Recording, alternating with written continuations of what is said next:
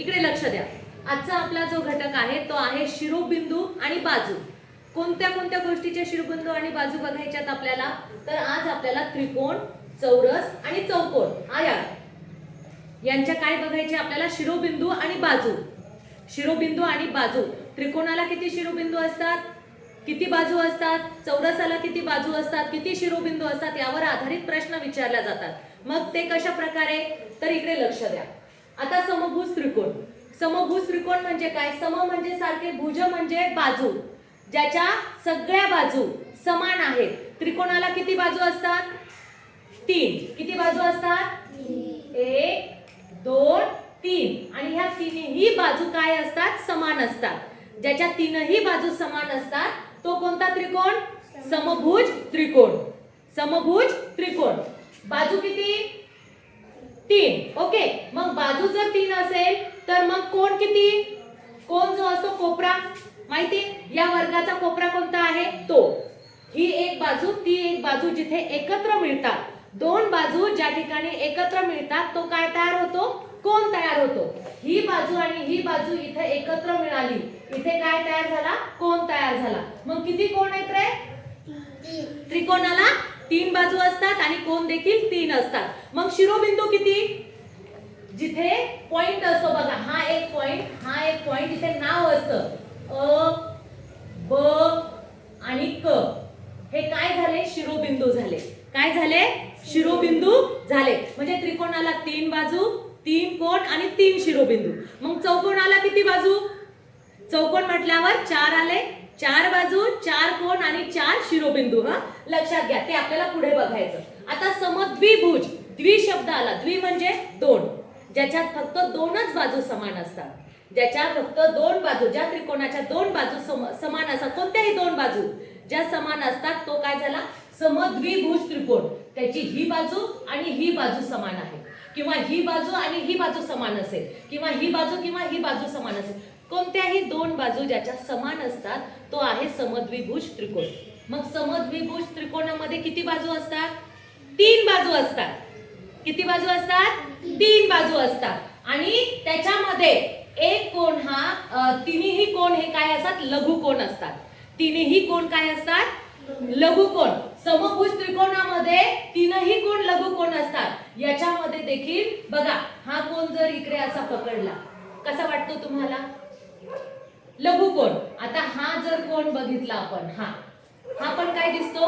लघुकोण दिसतो. आणि हा उभा जर बघितला आपण, हा असा, हा पण लघुकोण दिसतो की नाही? ओके. आता पुढे बघा, याच्यामध्ये काय असं 2 बाजूंची लांबी समान असते समद्विभुज त्रिकोणामध्ये. विषमभुज त्रिकोण. विषम म्हणजे वेगळे वेगळे. विषम म्हणजे वेगळे वेगळे, ज्याच्या तीनही बाजू असमान असतात. ज्याच्या तीनही बाजूंची लांबी असमान असते. ही बाजू, या बाजूची लांबी वेगळी आहे, या बाजूची लांबी वेगळी आहे, आणि या बाजूची देखील लांबी वेगळी आहे. त्याच्यामध्ये काय आहे? एक सारख्या लांब्या नाहीत, म्हणून ती काय झालेली आहे? विषमभुज त्रिकोण. आणि सर्व बाजू असमान असतात.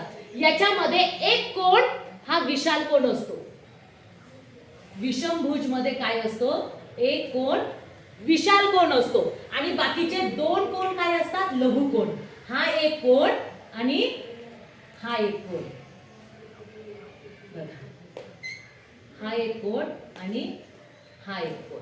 हे 2 कोण काय आहेत? लघुकोण आहेत. आणि एक कोण विशाल कोण असतो. विषमभुज त्रिकोणामध्ये एक कोण विशाल कोण असतो आणि 2 कोण लघुकोण असतात. जर तुम्हाला विचारलं प्रश्नामध्ये की विषमभुज त्रिकोणाच्या खालीलपैकी कोणती व्याख्या बरोबर येते किंवा कोणती बाजू बरोबर येते, मग तुम्हाला तिथे ओळखता आलं पाहिजे की याच्यामध्ये फक्त एकच विशाल कोण असतो आणि 2 लघुकोण असतात.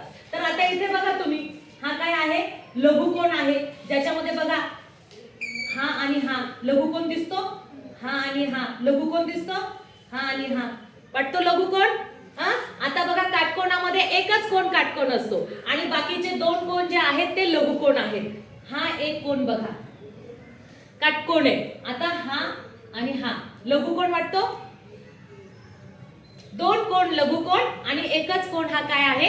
काटकोण आहे. लघुकोण समभुज त्रिकोणामध्ये 3ही कोण लघुकोण आहेत. विशाल कोण मध्ये बघा, आता ही बाजू बघा, विशाल कोण वाटतो? आणि हा कोण? दोन कोण लघुकोण आणि एकच कोण विशाल कोण. आता चौरस आणि चौकोन बघा. चौरसामध्ये काय आहे? चारही बाजू समान असतात. चौरसामध्ये किती बाजू आहेत? चार बाजू. कोण किती? 1 2 3 4 आणि चारही कोण काटकोन आहेत. चारही कोण काटकोन आहेत बघा. काटकोन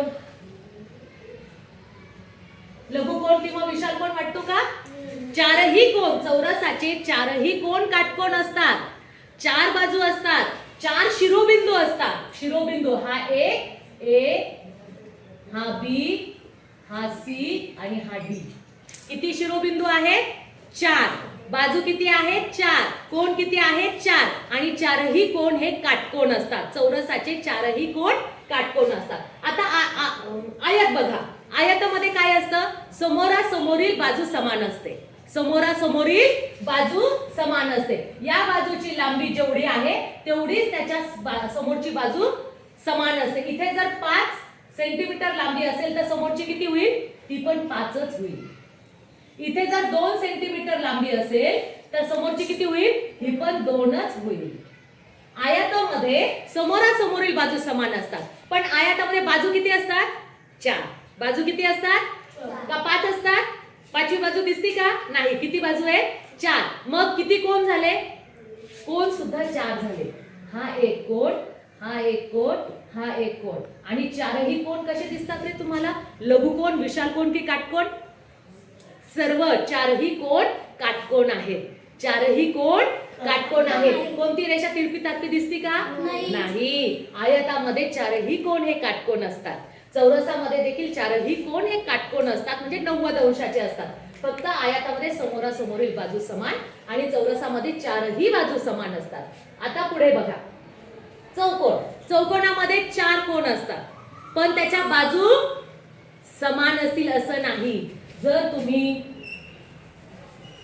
असं काढलं, मग सांगा बरं हा काय आहे? आयत वाटतो, चौकोन वाटतो की चौरस वाटतो?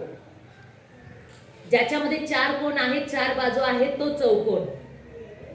त्याच्यामध्ये फक्त कोण असतो. प्रत्येक बाजू समान असेल असं नाही, परंतु बाजू आहेत पण कोण समान येणार नाही. याच्या चारही बाजू काय आहेत? वेगवेगळ्या असतात, पण तो चौकोन होतो. तो काय होतो? चौकोन. तुम्ही कशाही प्रकारे आकृती काढा. हा काय तयार झाला? चौकोन. हा चौरस आहे का? नाही. याच्या चारही बाजू समान नाहीये. हा आयत आहे का? समोरासमोरील बाजू समान वाटतात का? नाही. फक्त याला 4 कोण आहेत, 4 शिरोबिंदू आहेत. हा काय झाला? चौकोन झाला. काय झाला? चौकोन झाला. म्हणजे याला 4 कोण आहेत,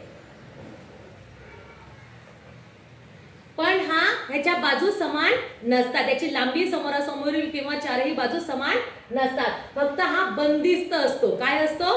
बंदिस्त. फक्त तो बंद केलेला असतो, त्याची बाजू वेगवेगळी असते. हे तुम्हाला इथपर्यंत समजलं. आता पुढच्या आकृत्या बघा. आता इथे तुम्हाला त्रिकोण दिलेले आणि विचारलंय की किती त्रिकोण आहेत. कोणी सांगू शकतं?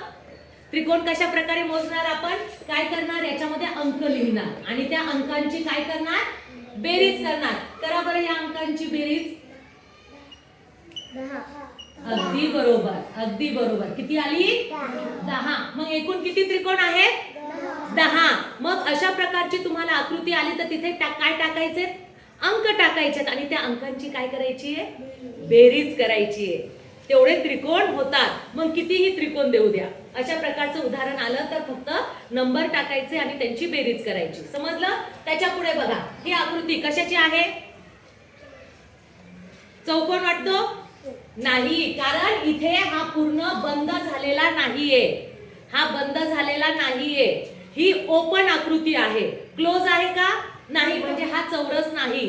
तुम्हाला 3 आकृत्या दिल्या जातील आणि अशा प्रकारची एक ओपन आकृती दिल्या जाईल. यामधली वेगळी आकृती कोणती तर तुम्हाला ओळखता आलं पाहिजे.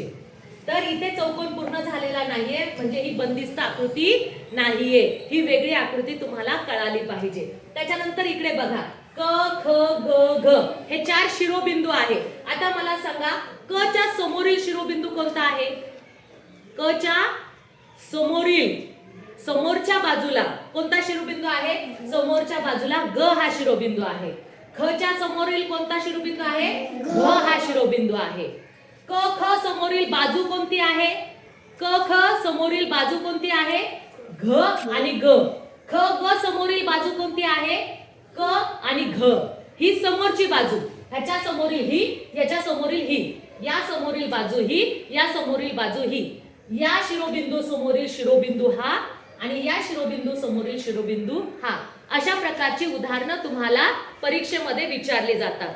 समजलं?